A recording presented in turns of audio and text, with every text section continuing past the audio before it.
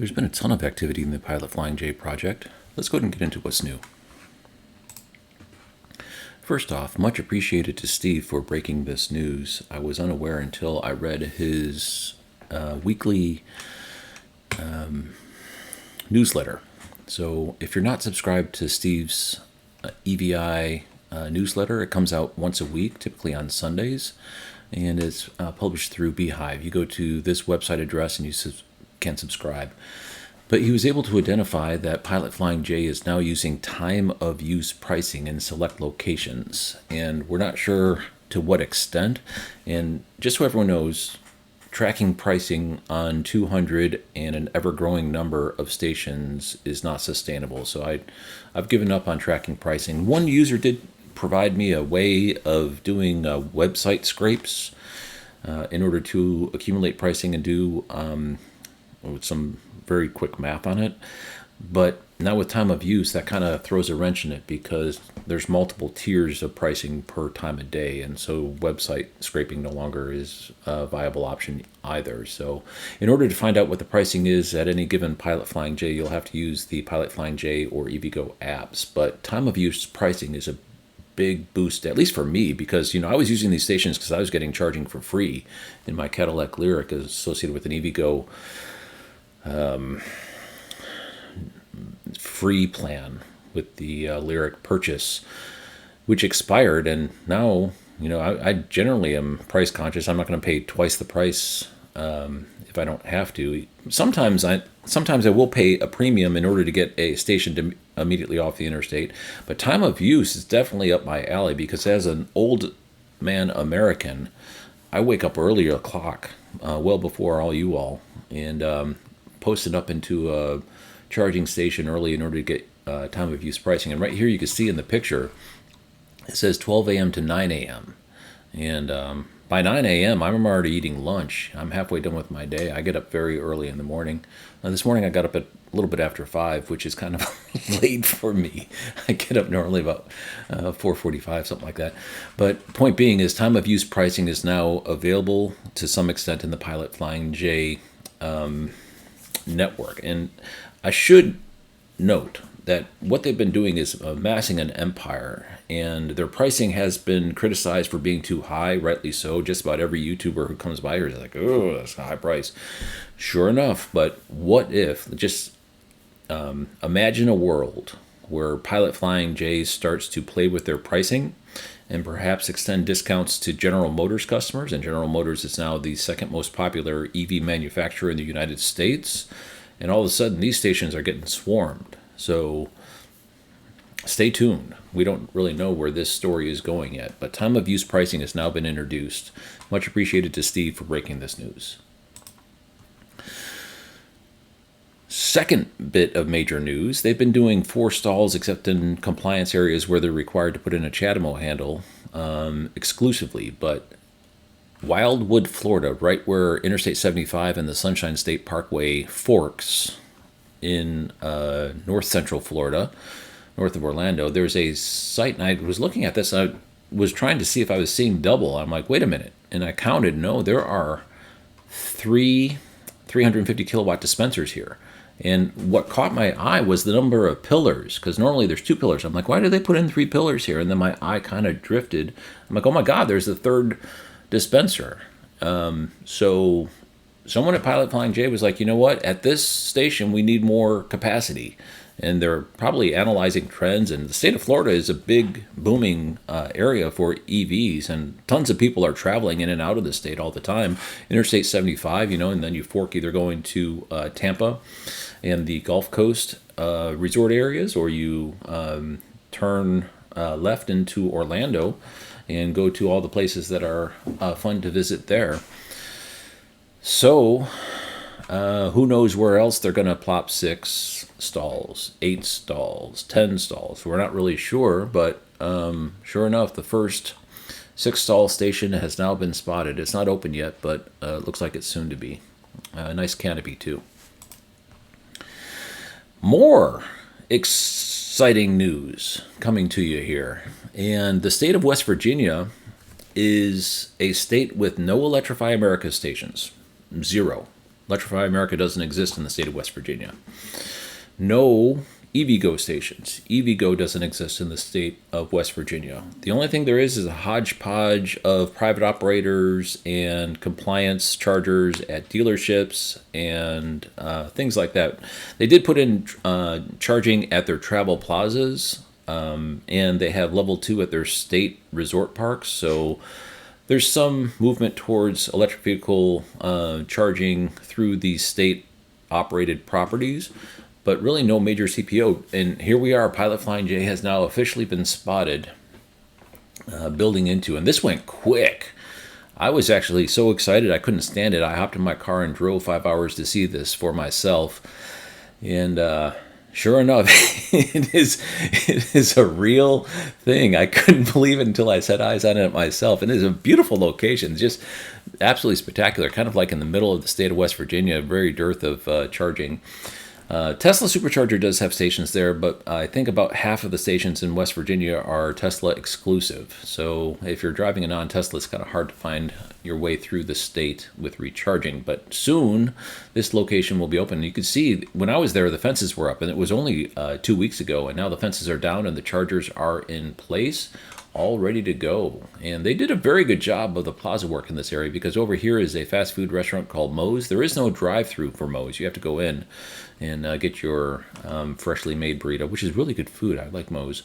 But they did very good work. And this is going to be a very heavily used station. When I was there, I was parked and the lot was full. And I was actually next to the air machine for the tires, and someone waved me to try to get into my spot. So it's definitely a heavily used location. And them carving out 4 parking spaces for electric vehicle charging was a pretty big commitment. But they obviously feel as though it's justified, and I would have to agree, because this is going to be very heavily used. There is a Walmart immediately adjacent, so should Walmart Energy show up, that might alleviate some of the demand here as well. But all in all, very exciting news. Time of use, expansion to 6 stalls in Wildwood, Florida, and West Virginia has now got a Pilot Flying J station getting ready to open. All super exciting. This is the current PlugShare map, filtering for just Pilot Flying J stations. And they're still showing this one here in Anthony as open, but that's the one that burned down. But you can see we're starting to get pips galore across the United States. And here in Massachusetts, we'll talk about that one here in a second.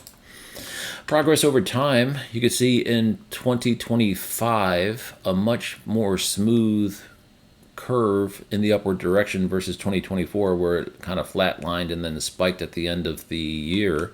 So good to see steady progress continuing. And we are approaching the magic 200 number, only, let's call it 9 months late, something like that. And I would attribute the delay in getting to 200 not by execution of skill by the people at Pilot Flying J or their partners. I would call it really a NEVI wet blanket kind of thrown across this project, because they had applied to multiple NEVI agencies throughout the states in the United States, and they had to wait for a response. So that kind of put a pause in their ability. You can't say, well, I'm just going to build and ignore the fact that you're going to give me $1 million for the station. You can't do that. I mean, it's $1 million. That's serious cash. So you have to wait for the answer. And that wait, I think, was the reason why we are now in August, headed towards September, and we don't have 200 stations yet. This is the updated map, and we do have an additional state added to the list, South Dakota, because Sioux Falls has now been opened, so that state is now complete. New this update. Let's go ahead and get into it. Let's see if I can remember where all these are. Woodhull, Illinois. I'm sorry, I didn't put a arrow. It's this one up here, this green pip. Lebanon, Indiana, here, northwest of Indianapolis. Sioux Falls, South Dakota, as I mentioned, opened. San Antonio, Texas, which is this tight cluster here. I couldn't quite find it, but it's actually the one over here on this side. It's in the southeast quadrant of San Antonio. St. Augustine, Florida, down here. Sturbridge, Massachusetts, up here. And Tucumcari, New Mexico, right here. And let's call out Interstate 40, because as you see, Interstate 40, which is this row right here, has now gotten to the point where you can cross the entire United States just on Interstate 40. And this PIP right here is actually on Interstate 95. There's another one going in, which is this one right here, but it hasn't started construction yet. That's a NEVI build, and North Carolina hasn't really progressed. So this is kind of what I was talking about with that NEVI wet blanket getting kind of thrown on the progress. But this one right here is Interstate 40. This one right here is Interstate 95.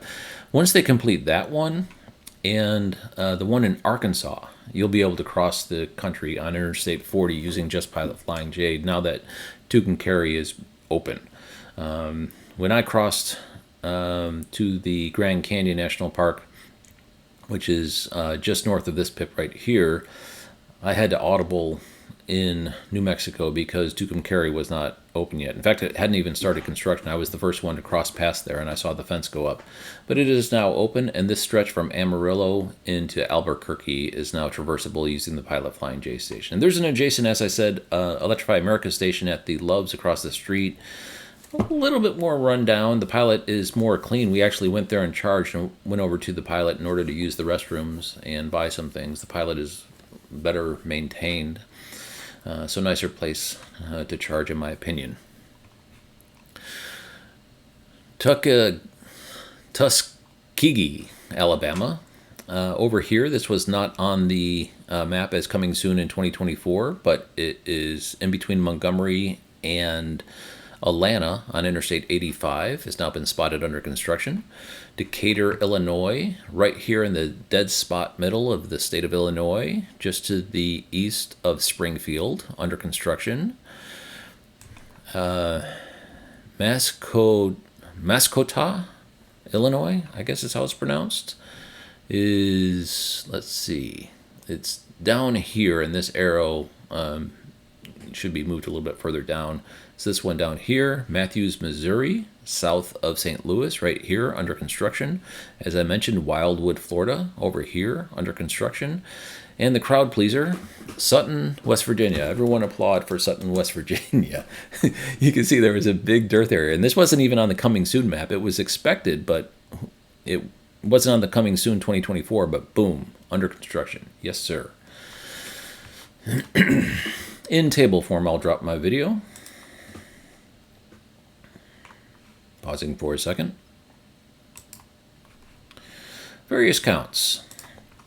Ladies and gentlemen, we have a new first place winner for most in the time zone. Winner, winner, chicken dinner, central time zone. 84 over the East Coast, having 82. And you can see the number of ones waiting in the wings. Central time zone is still likely going to further their lead unless there's ones out there in the Eastern time zone we're unaware of, which likely we are, but not to the extent of 4 times as many. Mountain time zone has 22 open, 3 spotted under construction. The Pacific time zone has 9 open and 2 spotted under construction. We are at 197 stations open, 21 spotted under construction, 3 away from the magic 200 number. And we're going to proceed all the way to 500 according to the press releases. Texas is still on top, but if you look, Illinois is now in 3rd place. There's been a lot of activity in Illinois. Their funding seems to be starting to be released, and lots of things with state programs, and I think NEVI as well, are starting to break the logjam in the state of Illinois. Interstate 40 is still on top, as I mentioned, with 18 stations. Interstate 75, which goes from basically Detroit to Fort Lauderdale, 16 stations. That's the one that has the Wildwood 6-stall station. Interstate 20, 70, 80 is starting to build in those dearth areas in the upper Great Plains. So all very good there, and I think that's the end. Yeah, so I'm going to roll the slide deck that has all the Canopy locations, both open and spotted under construction. Thank you very much for watching.